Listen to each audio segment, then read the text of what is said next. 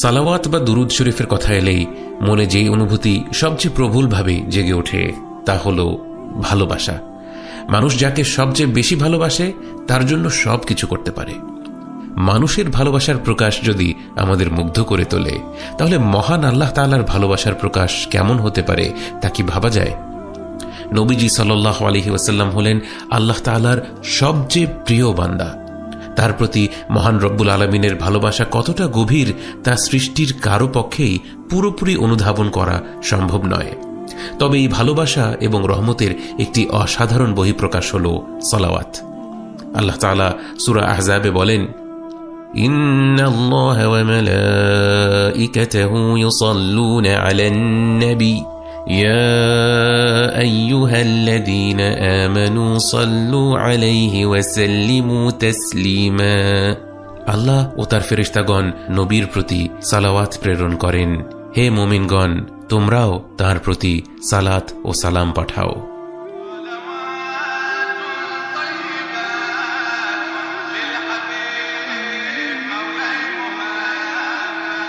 নবীজি সাল্লাল্লাহু আলাইহি ওয়াসাল্লামের প্রতি সালাত প্রেরণের মানে কি?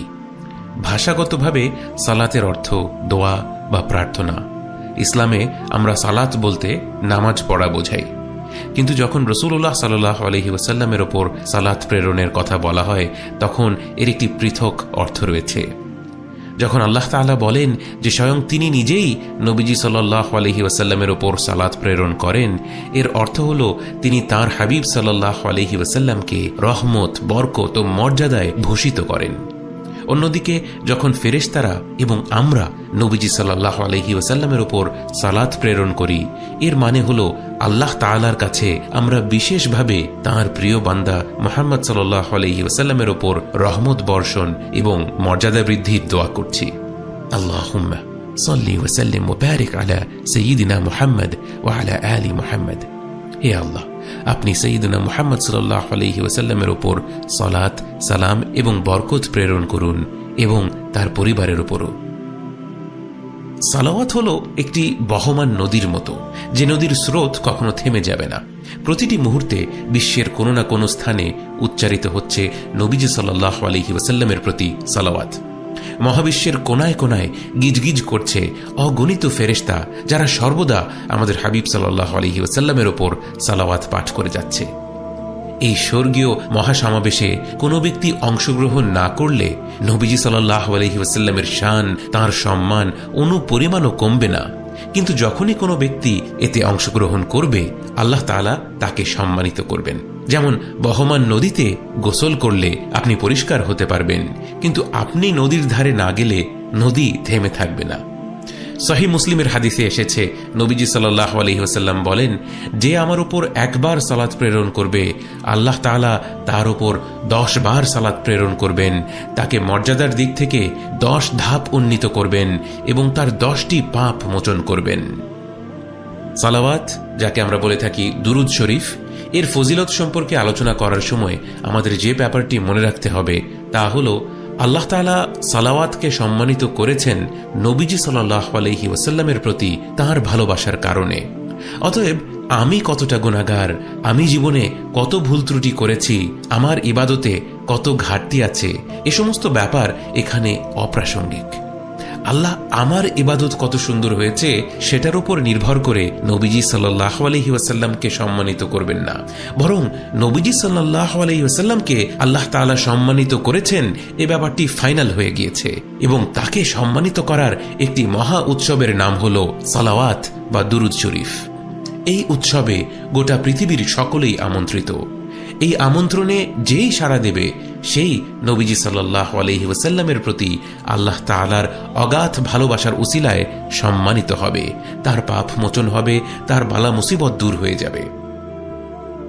আল্লাহর উদারতাকে আমরা নিজেদের মনের সংকীর্ণতা দিয়ে বোঝার চেষ্টা করলে আমরা ধোঁকায় পড়ে যাব। আমরা কল্পনাও করতে পারবো না আল্লাহ তাআলা নবীজি সাল্লাল্লাহু আলাইহি ওয়াসাল্লামকে কতটা ভালোবাসেন, তাকে কতটা সম্মানিত করেছেন, সালাওয়াতের এই উৎসবকে তিনি কতটা উন্মুক্ত করে দিয়েছেন। আপনার অজু নেই, আপনিও আমন্ত্রিত। আপনি কবিরা গুনাহ করে ফেলেছেন, আপনিও আমন্ত্রিত। আপনার অন্তরটা একেবারে কলুষিত, আপনিও আমন্ত্রিত। নিজের ইবাদতের দিকে তাকালে নিজেকে ফকির মিসকিন মনে হয়, আপনিও আমন্ত্রিত। শুধু ঠোঁট দিয়ে সালাওয়াত উচ্চারণ করে লাভ কি যদি অন্তরে এর অর্থ প্রবেশ না করে? আপনি ঠোঁট দিয়ে সালাওয়াত উচ্চারণ করতে থাকুন, আল্লাহ তাআলা আপনার অন্তরটা খুলে দিবেন। একদিন কঠোর হৃদয়ের শক্ত প্রাচীর ভেঙে যাবে, ভালোবাসার অবিরত স্রোত আপনার অন্তরকে ভাসিয়ে নিয়ে যাবে। এটা হতে বাধ্য। নবীজি সাল্লাল্লাহু আলাইহি ওয়াসাল্লামের উপর সালাত প্রেরণ করলে আল্লাহর হুকুমে তার সাথে আমাদের কথোপকথনের একটি ডাইরেক্ট মাধ্যম তৈরি হয়। কারণ নবীজি সাল্লাল্লাহু আলাইহি ওয়াসাল্লাম বলেছেন, নিশ্চয়ই আল্লাহর এমন ফেরেশতারা রয়েছে যারা পৃথিবীতে ঘুরে বেড়ায় এবং আমার উম্মতের কাছ থেকে আমাকে সালাম পৌঁছে দেয়। এবং আরেকটি হাদিসে তিনি বলেন, যখনই কেউ আমার প্রতি সালাম পেশ করে, আল্লাহ আমার রূহকে আমার কাছে ফিরিয়ে দেন এবং আমি তার সালামের জবাব দেই। তার মানে যখনই আমরা দুরুদ শরীফ পাঠ করি, অর্থাৎ নবীজি সাল্লাল্লাহু আলাইহি ওয়াসাল্লামের উপর সালাত ও সালাম প্রেরণ করি, আল্লাহর হুকুমে নবীজি সাল্লাল্লাহু আলাইহি ওয়াসাল্লামের সাথে আমাদের একটি সরাসরি যোগাযোগের মাধ্যম তৈরি হয়। তিনি জানতে পারেন যে আমরা তার প্রতি সালাত ও সালাম পাঠ করছি এবং তিনি ব্যক্তিগতভাবে এর উত্তর দেন। এই যে প্রতি মুহূর্তে লক্ষ লক্ষ মানুষ তার প্রতি সালাত ও সালাম পেশ করছেন, তিনি কিভাবে তাদের সবাইকে ব্যক্তিগতভাবে জবাব দেন? আল্লাহু ইয়াফআলু মা ইয়াশা, আল্লাহ যা ইচ্ছে করেন তাই সম্পন্ন করে থাকেন। তিনি স্থান এবং কালের ঊর্ধ্বে, বরং তিনি তো স্থান এবং কালের স্রষ্টা। তাঁর হুকুমে নবীজি সাল্লাল্লাহু আলাইহি ওয়াসাল্লামের রূহ প্রতি মুহূর্তে ব্যক্তিগতভাবে অগণিত মুমিন বান্দার সালামের জবাব দিতে পারেন, ঠিক যেভাবে আমরা সামনাসামনি একজন ব্যক্তির সালামের জবাব দিতে পারি। অতএব যদি আপনি এই মুহূর্তে নবীজি সাল্লাল্লাহু আলাইহি ওয়াসাল্লামের সাথে কথা বলতে চান, তার উপর দুরূদ শরীফ পাঠ করুন।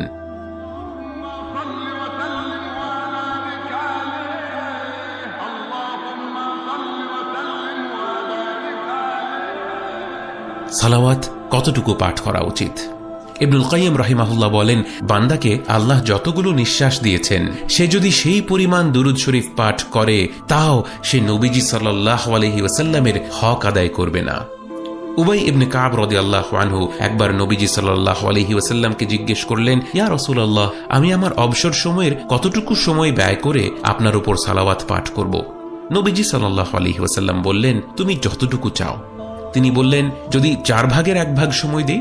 তিনি সাল্লাল্লাহু আলাইহি ওয়াসাল্লাম বললেন, খুবই ভালো, কিন্তু যদি আরো বেশি করো তাহলে আরো ভালো। তিনি বললেন, যদি আমার অর্ধেক সময় দিয়ে দেই? তিনি সাল্লাল্লাহু আলাইহি ওয়াসাল্লাম বললেন, খুবই ভালো, কিন্তু যদি আরো বেশি করো তাহলে আরো ভালো। উবাই রাদিয়াল্লাহু আনহু বললেন, যদি আমার সময়ের 4 ভাগের 3 ভাগ সময় দিয়ে দেই? তিনি সাল্লাল্লাহু আলাইহি ওয়াসাল্লাম বললেন, খুবই ভালো, কিন্তু যদি আরো বেশি করো তাহলে আরো ভালো। উবাই বললেন, আর যদি আমার পুরোটা সময় জুড়ে সালাওয়াত পাঠ করি? এবার নবীজি সাল্লাল্লাহু আলাইহি ওয়াসাল্লাম বললেন, যদি সত্যি তা করো, আল্লাহ তাআলা তোমার সকল গুনাহ মাফ করে দিবেন এবং তোমার দুনিয়া ও আখিরাতের সমস্ত বিষয় সামলে দেবেন, সকল দুশ্চিন্তা দূর করে দিবেন। সালাওয়াত হলো এমন একটি দোয়া যা কবুল হবেই। আপনার শত ভুল ত্রুটি থাকলেও তা কবুল হবে। এটি আমার আপনার দোয়ার সৌন্দর্য বা আন্তরিকতার কারণে নয়, বরং যার জন্য দোয়া চাওয়া হচ্ছে তার প্রতি আল্লাহ তাআলার অপরিসীম ভালোবাসার উসিলায় সাল্লাল্লাহু আলাইহি ওয়াসাল্লাম। গুনাহে জর্জরিত এক ফকির, এক মিসকিন ভিক্ষা চাইতে এসেছে মহাবিশ্বের সম্রাটের দরবারে। তার চাহিদার কোনো অভাব নেই, তার অসহায়ত্বের কোনো অন্ত নেই। তার অন্তর এতটা কলুষিত যে সে এক বিন্দু রহমতের ফোঁটা গ্রহণ করার যোগ্য নয়। সেই হতভাগা যখন মহান রবের দরবারে এসে বলে, ইয়া রব, আপনি মুহাম্মদ সাল্লাল্লাহু আলাইহি ওয়াসাল্লামের ওপর সালাত এবং সালাম প্রেরণ করুন, আকাশ বিদীর্ণ হয়ে রহমতের ঝর্ণাধারা নেমে আসে আমার হাবিব সাল্লাল্লাহু আলাইহি ওয়াসাল্লামের উপর। আল্লাহ তাকে এত ভালোবাসেন, যেই এই দোয়া করুক না কেন তিনি তার হাবিব সাল্লাল্লাহু আলাইহি ওয়াসাল্লামের উসিলায় তা কবুল করে নেন। আর যিনি অসীম রহমতের মালিক, যিনি আর রহমান আর রহিম, তিনি কি আপনার এই দোয়া কবুল করে তারপর আপনাকে খালি হাতে ফিরিয়ে দিতে পারেন? বরং মহান রব্বুল আলামিন তখন আপনাকেও সম্মানিত করেন। 10টি ধাপে আপনার মর্যাদা বাড়িয়ে দেন, 10টি গুনাহ মুছে দেন এবং 10টি ভালো কাজের সওয়াব আপনাকে দিয়ে দেন এবং আপনার সকল দুশ্চিন্তা দূর করে দেন। এবং এ সবই নবীজি সাল্লাল্লাহু আলাইহি ওয়াসাল্লামের প্রতি আল্লাহ তাআলার মহব্বতের প্রতীক। তিনি রাসূলুল্লাহ সাল্লাল্লাহু আলাইহি ওয়াসাল্লামকে বিভিন্নভাবে সম্মানিত করেছেন, তাকে নবুয়ত দান করে, তাকে সারা বিশ্বের কাছে প্রেরিত রসুল হিসেবে বাছাই করে, তাকে বিস্ময়কর লাইলাতুল মেরাজে 7 আসমান পাড়ি দিয়ে তাঁর দরবারে হাজির হওয়ার তৌফিক দান করে, কিয়ামতের দিবসে শাফাআতুল কুবরা দান করে, ইত্যাদি। সালাওয়াত হল নবীজি সাল্লাল্লাহু আলাইহি ওয়াসাল্লামকে সম্মানিত করার আরও একটি মাধ্যম, যা আল্লাহ তাআলা শুধুমাত্র তাঁর আর তাঁর হাবিব সাল্লাল্লাহু আলাইহি ওয়াসাল্লামের মাঝেই রেখে দেননি, বরং এতে আমন্ত্রণ জানিয়েছেন তাঁর বান্দাদেরকেও।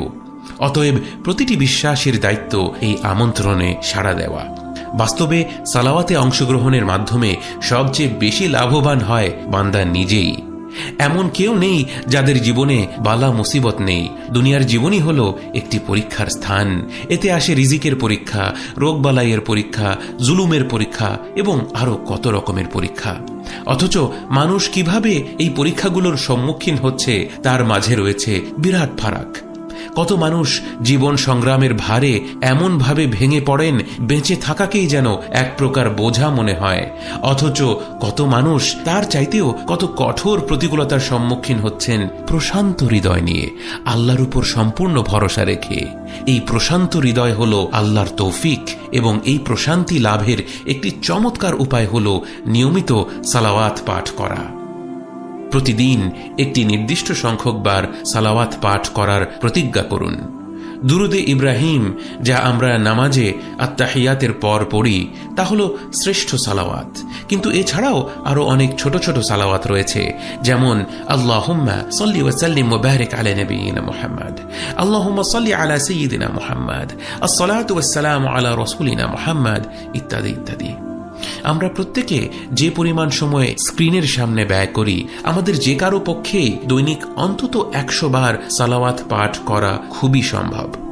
যাদের পক্ষে মনোযোগ সহকারে ধীরে ধীরে অন্তরে নবীজি সাল্লাল্লাহু আলাইহি ওয়াসাল্লামের প্রতি গভীর ভালোবাসা ধারণ করে দুরূদ শরীফ পাঠ করা সম্ভব, তারা অবশ্যই আন্তরিকতার দিকেই মনোনিবেশ করবেন। কিন্তু যাদের মন ছটফট করে, মনোযোগ থাকে না, আন্তরিকতা অনুভব করেন না, তারা একটি সংখ্যা টার্গেট করে সালাওয়াত পাঠ করার অভ্যাসটা গড়ে তুলতে পারেন।